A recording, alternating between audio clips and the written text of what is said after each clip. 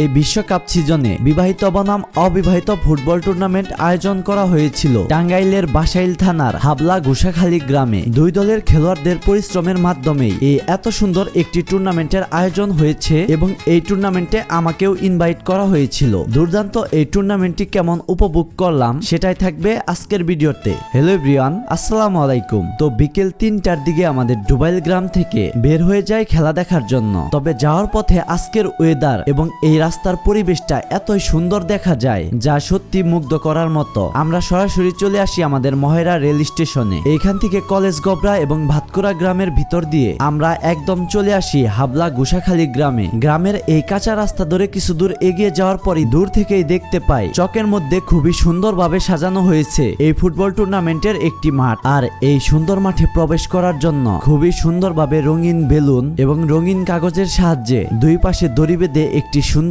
Gate সাজানো হয়েছে। এই গেট দিয়ে আমি প্রবেশ করি হাবলা গোসাখালী গ্রামের বিবাহিত বনাম অবিবাহিত ফুটবল টুর্নামেন্টের মাঠে। এই চকে বড় একটি ক্ষেতের মধ্যে খুবই সুন্দর করে এই মাঠটি সাজানো হয়েছে। সাধারণত বাংলাদেশের যে কোনো জায়গায় বিবাহিত অবিবাহিত ম্যাচ এইরকম ক্ষেতের মধ্যেই হয়ে থাকে। এখানেও তার ব্যতিক্রম না। দুই পাশে লাল সাদা কালারের বার এবং নেটটা নিয়ে আর মাঝখানে সার্কেল দিয়ে চারপাশে পতাকা উড়িয়ে খুবই সুন্দর করে সাজানো হয়েছে এই মাঠটি। মাঠের এক পাশে রয়েছে একটি স্টেজ। এই স্টেজের টেবিলের সামনে সাজিয়ে রাখা হয়েছে এই ফুটবল টুর্নামেন্টের চ্যাম্পিয়ন এবং runners up trophy, best player, best goalkeeper, খেলোয়াড়দের মেডেল এবং রেফারিদের পুরস্কার সহ আরো অনেক ধরনের পুরস্কার। এরপরই খেলার সময় গড়িয়ে যায় আর এই টুর্নামেন্টের রেফারিগণ বিবাহিত এবং অবিবাহিত দুই দলের খেলোয়াড়দেরকে নিয়ে রঙিন স্মোক উড়িয়ে এই সুন্দর গেট দিয়ে গ্র্যান্ড ভাবে প্রবেশ করে। খেলোয়াড়রা মাঠে প্রবেশ করেই মাঠের মাঝখানে সার্কেলের দুই পাশে দাঁড়িয়ে যায় এই খেলার প্রধান অতিথি সুমন খান, যুগ্ম আহ্বায়ক, জাতীয়তাবাদী স্বেচ্ছাসেবক দল টাঙ্গাইল জেলা।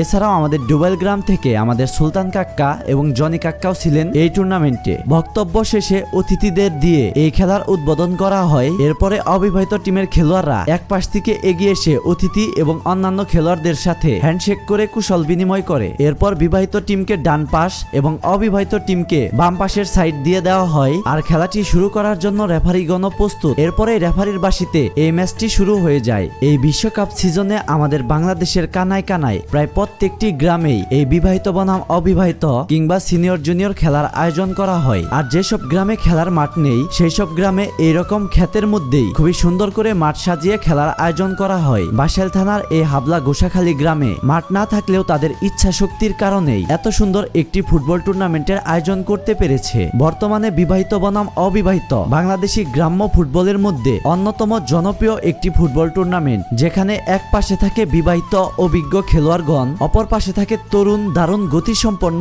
আনকোরা নতুন খেলোয়াড়। তবে দুই দলে ভালোই আক্রমণাত্মক খেলা হচ্ছিল। এর মধ্যে একজন খেলোয়াড় একটু ইনজুরিতে পড়ে আর এর কিছুক্ষণের মধ্যে বাজিমাত করে দেয় অবিবাহিত টিম। দুর্দান্ত একটি আক্রমণ এবং দারুণ ফিনিশিং এ অসাধারণ একটি গোল দেখতে পাই আমরা। গোল করার পর খেলার উত্তেজনা আরো কয়েক গুণ বেড়ে যায়। বিবাহিতরা গোল শুট করার জন্য যেমন উঠে পড়ে লাগে তেমনি গোল দ্বিগুণ করার জন্য অবিবাহিত টিম একের পর এক অ্যাটাক করতে থাকে। দুই দলের আক্রমণই চলতে থাকে। তবে এর মধ্যেই আরো একটি বিগ চান্স ক্রিয়েট করে ফেলে অবিবাহিত টিম। তবে ভালো ফিনিশিং না দিতে পারায় গোলটি আর হয় না। এভাবে হয়ে যায় হাফ টাইম। এরপর শুরু হয়ে যায় দ্বিতীয়ার্ধের খেলা। আর শুরু থেকেই বিবাহিত টিম আক্রমণাত্মক খেলতে থাকে। পরপর দুটি আউট মারার পর একটি আউটে থ্রু ইনেই গোল করে ফেলে বিবাহিত টিম। তবে কারো টাচ না লেগে সরাসরি গোল হয় এই গোলটি বাতিল ঘোষণা করা হয়। সময় যত গড়াতে থাকে এই ম্যাচটি আরো জমজমাট হতে থাকে। আর এই জমজমাট ম্যাচটি উপভোগ করার জন্য মাঠের এই পাশ দিয়ে ছোট বড় দর্শকে ভরে গেছে। শুধু স্টেজের সামনে এবং মাঠের এই পাশ দিয়ে নয়, দূরে দাঁড়িয়ে রাস্তায় থেকেও অনেক দর্শক খেলা দেখতেছে। আসলে এই টুর্নামেন্টটি শুধু একটি ফুটবল ম্যাচ নয়, এই গ্রামবাসীর জন্য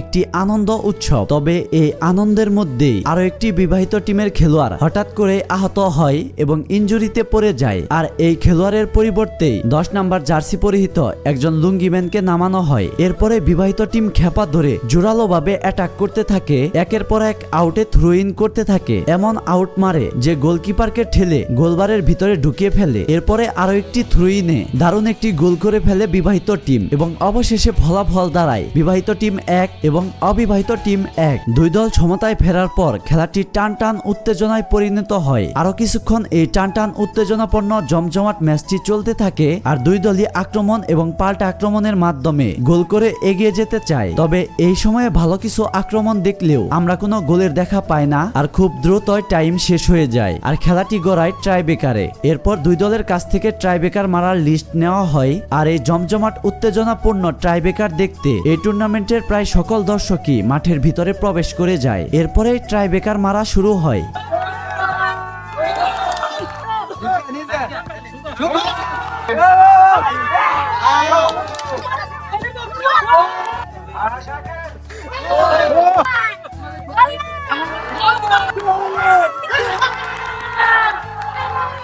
অবিবাহিত টিম সেলিব্রেশন করতে থাকে একটি শট বাকি থাকতেই, তবে তাদেরকে জানানো হয় আরো একটি করে শট বাকি রয়েছে জেতার জন্য।